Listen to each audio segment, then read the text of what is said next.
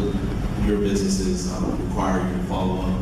I know people, you build it, they just come in. The business is great. Our best at great. Those business is great. Y'all got to come from the West Coast to go together, to get these businesses great. But follow up, customers will not call you back. So having a good streamlined follow-up process whenever someone comes onto my website and checks out their property values, signs up for my website, I get a text, I get an email, and I immediately follow up with them. You know, so that's one of the things that I'm extremely proud of. And for me, I'm honestly super surprised at the growth of the charcuterie experience. So it's meat and cheese, fruit, vegetable, created in a really beautiful manner, and the community loves it. And honestly, I started off with workshops teaching the art of charcuterie, and then the boards and the tables have really kind of taken off. And I think it's just a demand. They want something different. They don't want to cater from Sonny's anymore. They just want something different to wow their guests that show up at their house, and they don't want to do it. So I take on that load. So I'm very surprised by the demand of the business, actually. Great. Right. It's not the same stuff. Yeah. I think for me, something that's helped a lot is empathy. Empathy. I don't know. I'm sorry, empathy. I think, I know it sounds crazy, but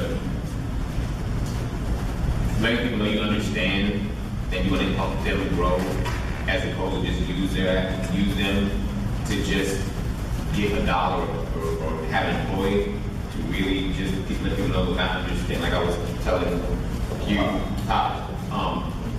like for me to get drivers, like compete with bigger businesses, it's easier for me because like bigger businesses don't care because they know they can go to place you immediately.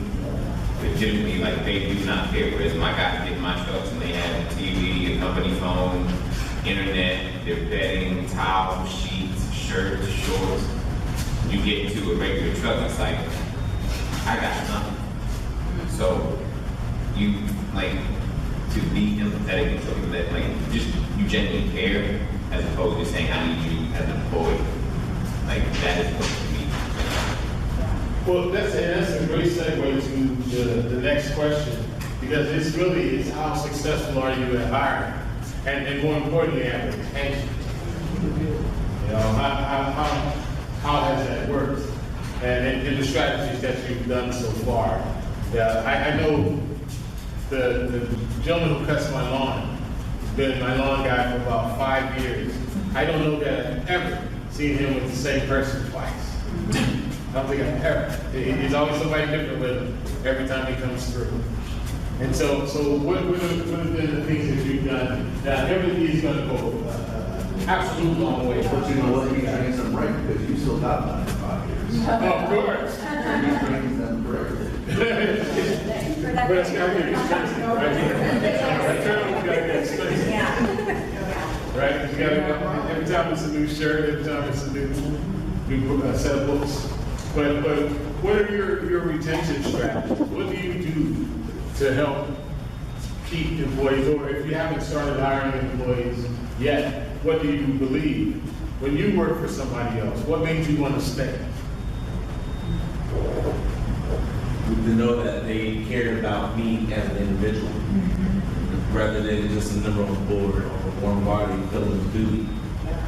When they showed that, when they made the interaction human, that made me want to stay longer. And I think though, once you get to a certain point of the size of the company, that becomes harder and harder to fulfill.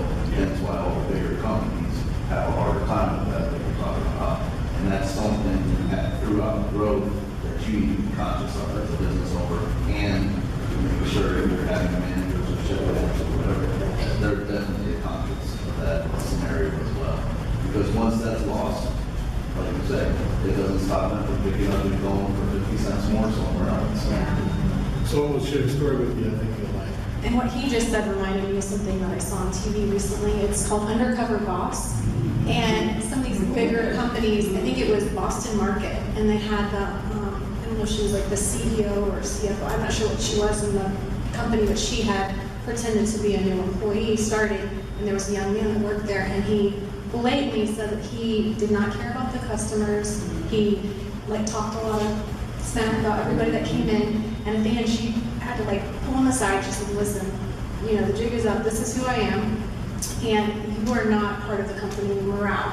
And I think with a big company like that, you have to make it clear what your company's about, and to hold on to that empathy and the mission of what you stand for. So no matter how big you get, they are very clear on what this company stands for, and you're literally a walking, talking, like Chick-fil-A. I feel like every single person that works there, they take it serious. They're a representative of what the company stands for, and it's very clear.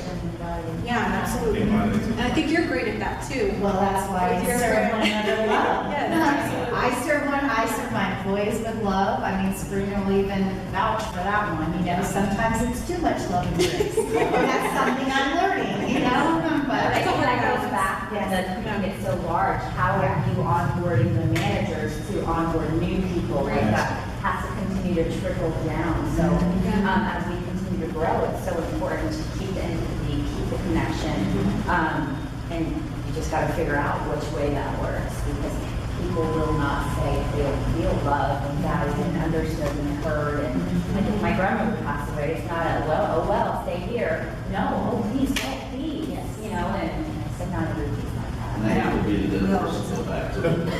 With the training, if you're training your employees correctly, that allows you to back off to where, yes, you may be the CEO or the owner of the company, but you can go to that guy that's the lowest on the totem pole, so to speak, and have an interaction and have a relationship with that individual, but you're not so pressed to do the A, B, C, D, E of running the business day to day. So now you build relationships. Sure. So you can almost umbrella the whole blanket of the situation of the managers down to the lower employees, because you're able to back off proper training of your current employees. And it's also a product of culture, right? So culture is where that begins. You can be a large company that's still, that one of the things that Chick-fil-A does that I really like is no matter where you are in their company, everyone has to work the stores for a week, every year.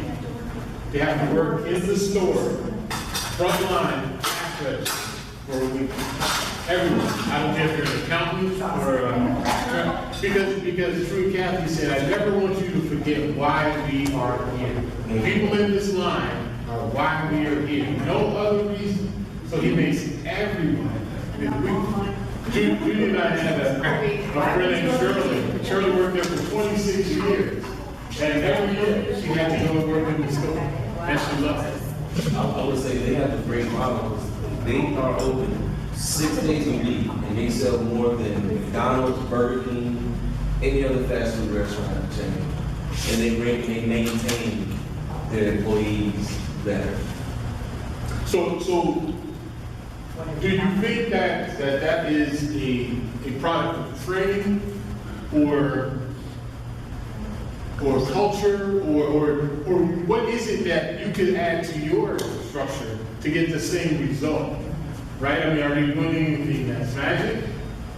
I don't think so, right? I mean, what is it that and the people who have been with you the longest, what do you do that caused them to be there? And then can that then spread across your employees and as you onboard new ones? I think the biggest thing for me is dialogue. Like, no matter who, what, like I only have like 4 or 6 dialogue, but I talk to them every day in a group chat. Like, and even like in a group chat, and then I still talk to each other individually. Like, I don't want to be a part. So, I mean, I think the communication and that understanding of like them as a whole, but also keep them individual. Helps a lot. House culture, like I said, we talk about Chick-fil-A having a great culture. And I think that's any business. You gotta have a good culture.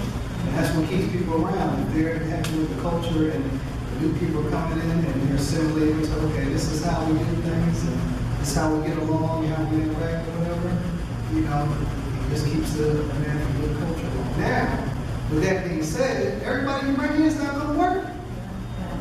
And you just need to recognize that, and you have to let people know. Because everybody's not gonna fit in your culture. Fell fast. It fell fast. It did, you know, but that's why it's so incumbent upon each of us as business owners to have a clear definition of what our expectations are, what our values are. And so when we're having the interview, my joke was when I was in corporate America, if it's a great person, it'll be a short interview. If it's a not great person, it'll be even shorter. Because it doesn't really take very long. You know, because you're so defined in what you're looking for. So here's what I couldn't wait to get to. I want you to complete this sentence for me, all right? It took a pandemic for me to realize. I don't want to be a teacher anymore.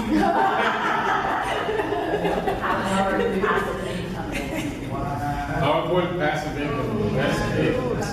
That's great. I don't know if I can beat this. Right now, I'm saying, I'm like, well, There's that Well, small it's just business easier. owner, but boxes don't complain. I fly cargo for those guys. So, What else turned out to be something that you absolutely didn't know about your business as a result? And I always kind of use the analogy that the pandemic really pushed pause. Right. And when it pushed pause, we became hyper aware of everything. And so maybe I'll pose the question a little bit different. What did you see that you didn't like? lack of customers. Lack of customers. How lazy people can be? Yeah. custom. Yeah. They got real places really fast. Yep, yep. I don't- Unless we're at free money. For other friends that worked in, more corporate type jobs, they, I think, realized that the business model that they had for what they were working for could work at home, and they could be just as productive, if not more productive, at home. And I think that has carried on for a lot of businesses. We found that you don't need to be in an office, and sometimes it's kind of toxic being in an office environment, stagnant all day. And I know for myself, I work with my hands, I'm outside, I'm painting, I'm doing all that kind of stuff. For me, the pandemic made me realize that I didn't want to be in a set space for the rest of my life in my career. I wanted to be open to working from home. That's what I realized for myself. To caveat with what she was saying, when you go into an office, you don't get to choose who you work with. You know, and the manager hires somebody, and you're like, well, that's above my pay grade. I'm not even saying nothing. I just gotta make my money. But when you own your own business, you choose who you want to do business with, and that's what the pandemic we also realized. I need to be my own business. You don't realize how much time I wasted. I wasted a lot of time. See, that was a comment I made earlier about the difference between activity and productivity, right? So okay, in that same vein, let me ask this question. What change did the pandemic cause that you're going to keep? Yeah, you had to make an adjustment. And after 6 months, 8 months, you were like, hey, that really worked. What did you keep?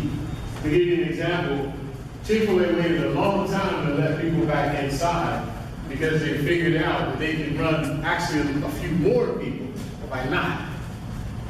To send them through the drive-thru. Think about how long it took Starbucks to start letting people back inside. Because they figured that they looked at the difference between payroll costs and sales per hour. And it made total sense not to let people back in the building for a certain period of time, right? And so did you make any changes that caused you to go, hey, I think that's going to be permanent. I like that. Well, as soon as I was able to open 25%, that's when it got bad for me. Because everybody saw the inside from the outside, and as soon as that 25% was open, people were flooding in, and I had to keep people out. So I didn't that was good for me when the pandemic started to really chill, because it was nice having people inside, you know, So how did you That was adjust, good. how did you adjust to the sudden flood of people? Hire people fast, hire people fast. Social media, word of mouth, and the employees that I had at that time, you know, helped with that as well, so. I watched this, is what we did. Yeah. And, I